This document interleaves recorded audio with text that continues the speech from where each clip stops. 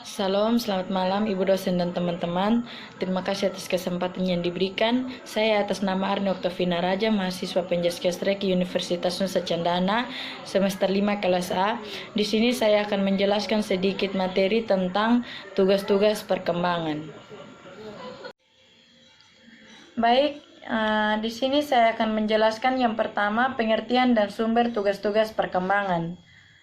Menurut Obed Havingleers atau Adam dan Gulota 1983 melalui perspektif psikososial berpendapat bahwa periode yang beragam dalam kehidupan individu menuntut untuk menuntaskan tugas-tugas perkembangan yang khusus. Tugas-tugas ini berkaitan erat dengan perubahan kematangan persekolahan, pekerjaan, pengalaman beragama, dan hal lainnya sebagai persyaratan untuk pemenuhan dan kebahagiaan kehidupannya. Selanjutnya, Havingheart 1961 mengartikan tugas-tugas perkembangan itu sebagai berikut.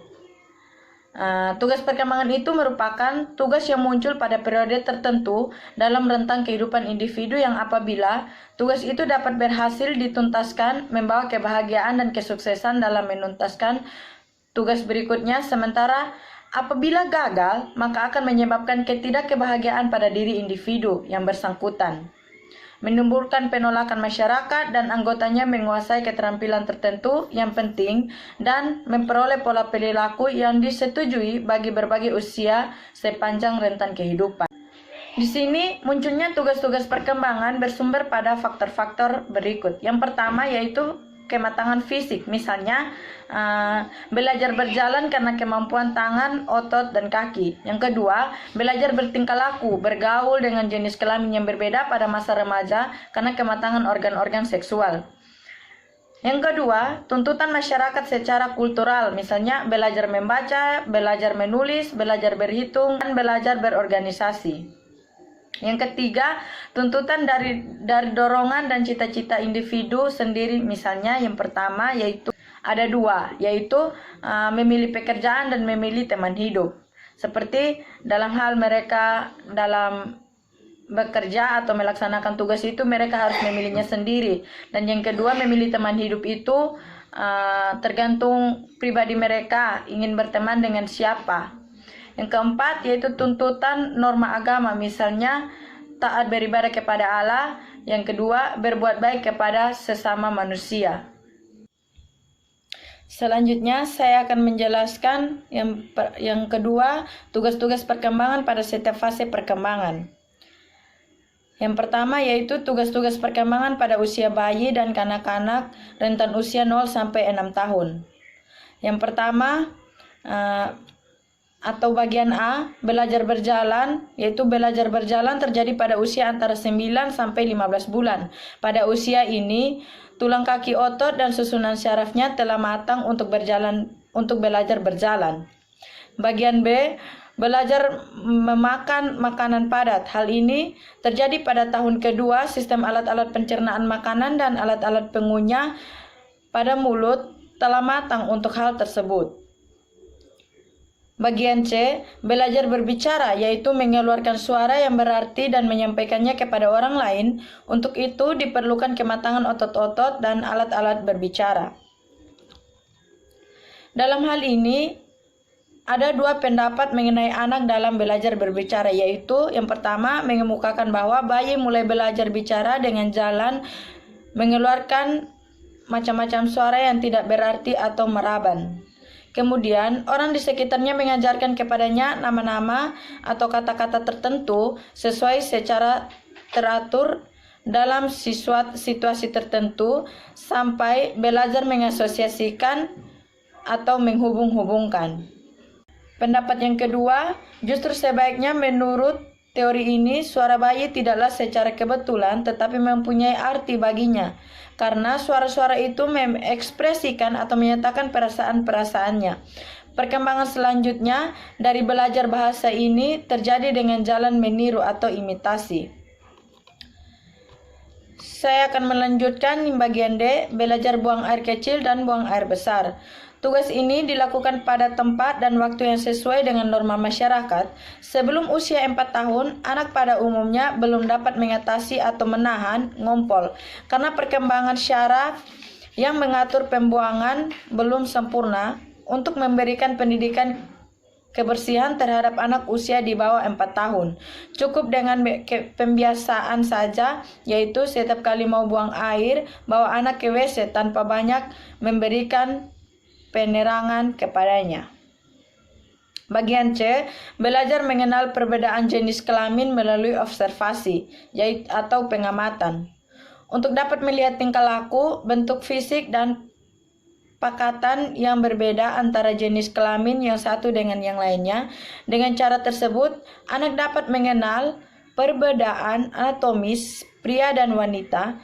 Anak menaruh perhatian besar terhadap alat kelaminnya sendiri maupun orang lain agar pengenalan terhadap jenis kelamin atau seks itu berjalan normal. Maka orang tua perlu memperlakukan anaknya baik dalam memberikan air, makanan, pakaian maupun aspek lainnya sesuai dengan kelamin anak.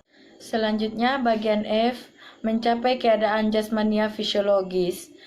Keadaan jasmania anak sangat beda apabila dibandingkan dengan orang dewasa. Anak cepat sekali merasakan perubahan suhu sehingga temperatur badannya mudah berubah. Perbedaan variasi makanan yang diberikan dapat mengubah kadar garam dan gula dalam darah dan air di dalam tubuh.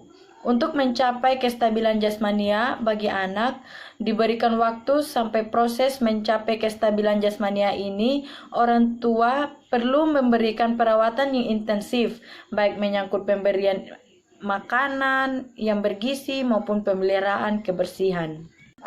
Selanjutnya, bagian G, yaitu membentuk konsep-konsep atau pengertian sederhana kenyataan sosial dan alam. Pada mulanya, dunia ini bagi anak merupakan suatu keadaan yang kompleks dan membingungkan. Lama-kelamaan, anak dapat mengamati benda-benda atau orang-orang di sekitarnya. Perkembangan lebih lanjut, anak menemukan keteraturan dan dapat membentuk generalisasi atau kesimpulan dari berbagai benda yang pada umumnya mempunyai ciri yang sama. Anak belajar bahwa bayangan tertentu dengan suara tertentu yang nyaring memenuhi kebutuhannya disebut orang atau ibu dan ayah. Anak belajar bahwa benda-benda khusus dapat dikelompokkan dan diberi satu nama seperti kucing, ayam, kambing, dan burung dapat disebut binatang. Untuk mencapai kemampuan tersebut, mengenal pengertian-pengertian diperlukan kematangan sistem saraf, pengalaman, dan bimbingan dari orang dewasa. Yang berikut, bagian H, yaitu belajar mengadakan hubungan emosional dengan orang tua, saudara, dan orang lain. Di sini anak mengadakan hubungan dengan orang-orang yang ada di sekitarnya menggunakan berbagai cara, yaitu yang pertama yaitu syarat, menirukan, dan menggunakan bahasa. Cara yang diperoleh dalam belajar mengadakan hubungan emosional dengan orang lain sedikit banyaknya akan menentukan sikapnya di kemudian hari. Misalnya, apabila anak memperoleh pergaulan dengan orang tuanya itu menyenangkan, maka cenderung akan bersifat ramah dan ceria. Selanjutnya bagian I, yaitu belajar mengadakan hubungan baik dan buruk, yang berarti mengembangkan kata hati anak kecil dikuasai oleh hedonisme naif, di mana kenikmatan dianggapnya baik sedangkan penderitaan dianggapnya buruk. Di sini kita perlu tahu arti dari hedonisme. Hedonisme adalah aliran yang menyatakan bahwa manusia dalam hidupnya bertujuan mencari kenikmatan dan kebahagiaan. Apabila anak bertambah besar, ia harus belajar pengertian tentang baik dan buruk, benar dan salah, sebab sebagai makhluk sosial atau bermasyarakat, manusia tidak hanya memperhatikan kepentingan atau kenikmatan sendiri saja, tetapi juga harus memperhatikan kepentingan orang lain. Anak dalam hal ini mengenal pengertian baik dan buruk, benar dan salah ini dipengaruhi oleh pendidikan yang diperolehnya, yaitu dari lingkungan keluarga.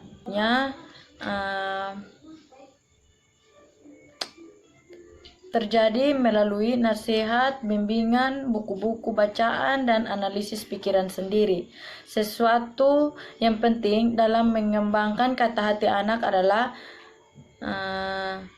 suatu teladan dari orang tua dan bimbingannya. Hal ini lebih baik daripada penggunaan hukuman dan ganjaran, meskipun dalam situasi tertentu masih tetap diperlakukan atau diperlukan oleh anak. Selanjutnya saya akan menjelaskan bagian yang kedua, yaitu tugas-tugas perkembangan pada masa sekolah rentan usia 6-12 tahun.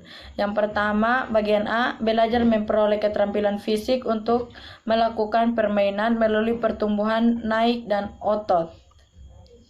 Anak belajar berlari semakin stabil, makin mantap dan cepat. Selanjutnya saya akan menjelaskan bagian B, yaitu belajar semangat membentuk sikap yang sehat terhadap dirinya sendiri sebagai makhluk biologis. Hakikat tugas ini ialah yang pertama, mengembangkan kebiasaan untuk memelihara badan meliputi kebersihan, keselamatan diri, dan kesehatan.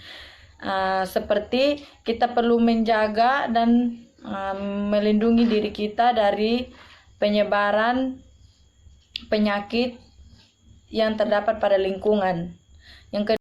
Yang kedua, mengembangkan sikap positif terhadap jenis kelaminnya, pria atau wanita, dan juga menerima dirinya, baik rupa wajahnya maupun postur tubuhnya secara positif.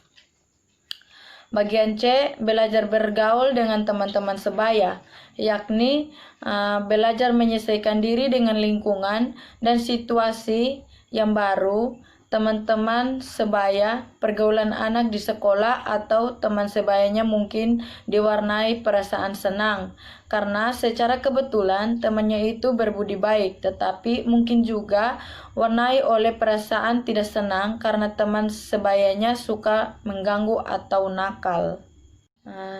Selanjutnya bagian D, belajar memainkan peranan sesuai dengan jenis kelamin anak. Sudah masuk sekolah, perbedaan jenis kelamin semakin tampak dari segi permainan. Umpamanya anak laki-laki ingin bermain sepak bola, tetapi mereka tidak memperbolehkan anak perempuan untuk mengikuti permainan yang khas laki-laki seperti bermain bola dan lain-lain.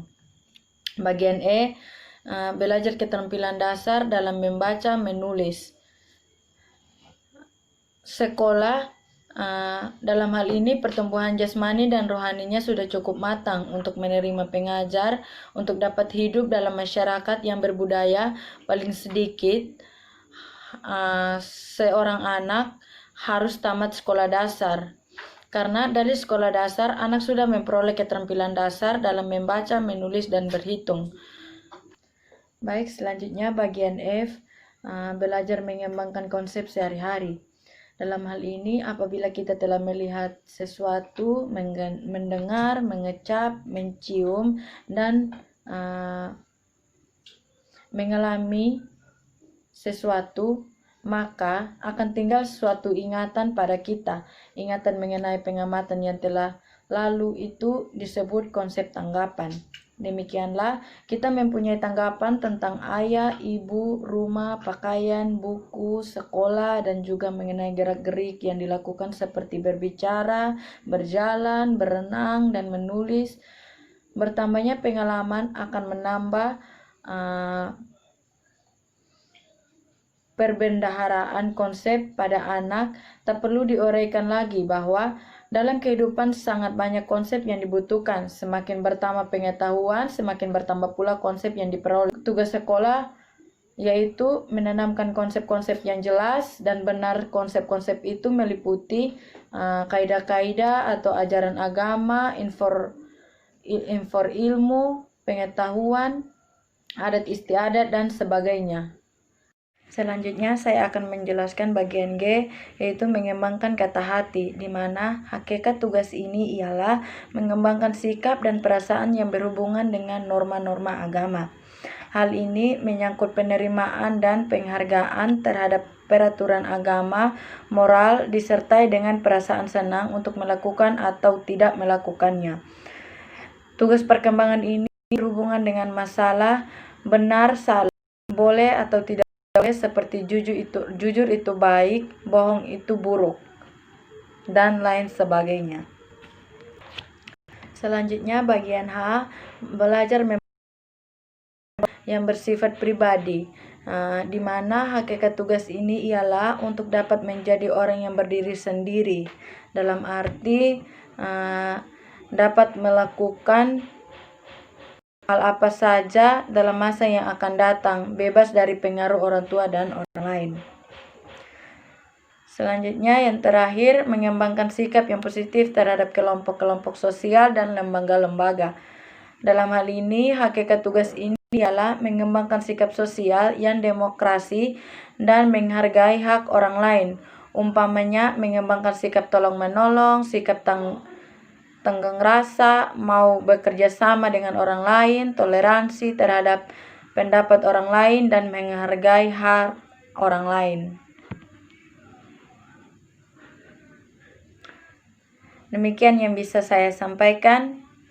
Sekian dan terima kasih.